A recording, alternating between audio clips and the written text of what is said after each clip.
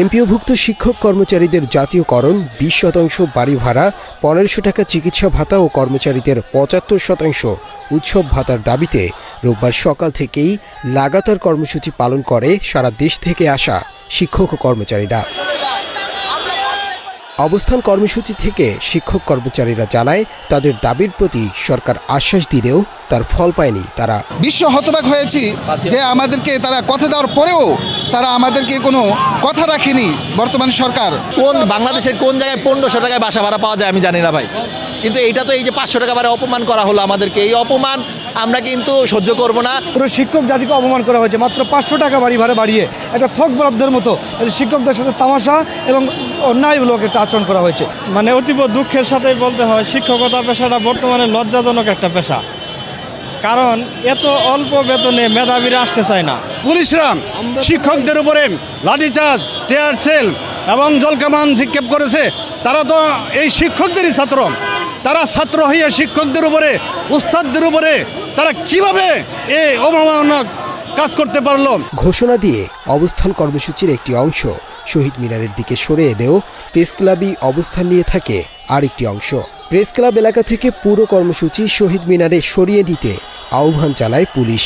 আহ্বানে সাড়া না দিলে পরে টিয়ার গ্যাস ও জলকামান নিক্ষেপ করা হয়। এ সময় বেশ কয়েকজনকে আটক করা হয়।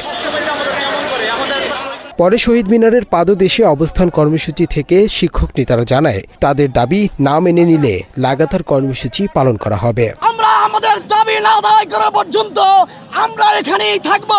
অবস্থান থেকে অনশন আমাদের আদায় না হওয়া পর্যন্ত আমরা ঘরে ফিরে যাব না ইনশাআল্লাহ।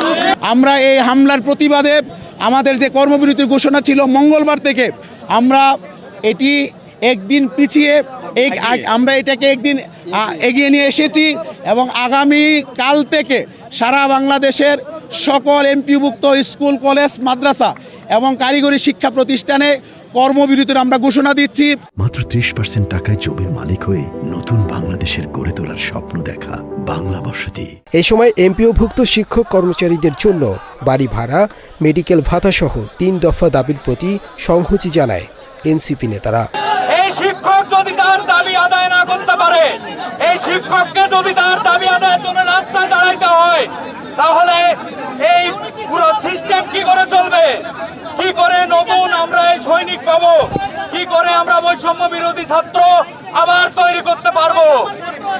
সরকারের কাছে আমাদের একমাত্র দাবি, সেটা হচ্ছে শিক্ষকদের এই দাবি যেন অনতিবিলম্বে স্বীকার করে নেওয়া হয়। এই দাবি যদি আপনারা মানতে না পারেন, আপনারা আপনাদের জায়গা থেকে অসহায়ত্ব প্রকাশ করে অনতিবিলম্বে সরকার থেকে দুর্নীতির এতদিন ধরে যে চলে আসছে, তার এখন পর্যন্ত কোনো বিচার অন্তর্বর্তীকালীন সরকার করতে পারে নাই।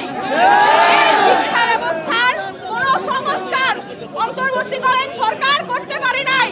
কিন্তু দেখা যায় শিক্ষকদের সহ শিক্ষা ব্যবস্থার বিভিন্ন ন্যায্য দাবিতে বারবার এই আন্দোলন করতে হয়, সংগ্রাম করতে হয়। খবর পেলাম তারা নাকি 300 কোটি টাকা কোন মন্ত্রণালয়ে গাড়ি কিনছেন, কিন্তু শিক্ষকদের জন্য বেতন ভাতার জন্য বাড়াতে গেলেই তাদের কাছ থেকে শুনতে হয় সরকারের কাছে টাকা নাই। প্রত্যেক উপদেষ্টা নিজের আখের গুছানোর কাজ করে রেখেছেন এবং আমাদেরকে দুঃখের সাথে লক্ষ্য করতে হচ্ছে, এই ইন্টারিম গভর্নমেন্ট, যে গভর্নমেন্টকে এত আশা আকাঙ্ক্ষার মধ্য দিয়ে আমরা প্রতিষ্ঠা করেছি, সেই ইন্টারিম গভর্নমেন্ট আজ মানুষের বিপক্ষে এসে দাঁড়িয়েছে, শিক্ষার বিপক্ষে এসে দাঁড়িয়েছে। দলটির দক্ষিণের মুখ্য সমন্বয়ক হাসনাত আব্দুল্লাহ শিক্ষকদের ওপর হামলার তীব্র নিন্দা জানিয়ে বলেন, রাস্তায় ফেলে শিক্ষকদের পেটানো কোনো সভ্য রাষ্ট্রের চরিত্র নয়।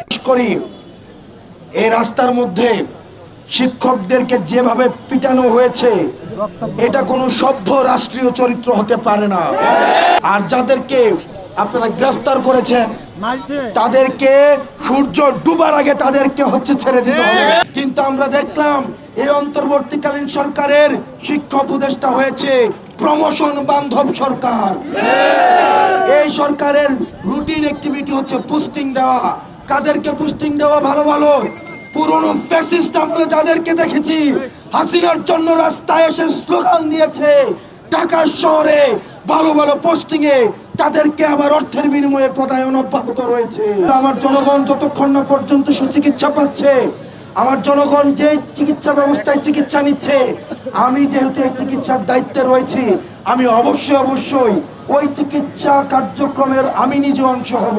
কিন্তু আমরা দেখলাম নির্লজ্জার মতো তারা সিঙ্গাপুরে চিকিৎসা নিতে যায়, নিজে যাবেন বিদেশে চিকিৎসা নিতে, নিজে যাবেন আমেরিকাতে রুটিন বডি চেক আপ করাইতে, নিজে যাবেন সিঙ্গাপুরে বডি চেক আপ করাইতে, আর আমাকে দিবেন 500 টাকা। এই রাষ্ট্রীয় মুনাফিকে আমরা মাইনে নিব না। দাবি আদায় না হওয়া পর্যন্ত এমপিওভুক্ত সব শিক্ষা প্রতিষ্ঠান বন্ধ রাখার ঘোষণা দেয় শিক্ষকরা।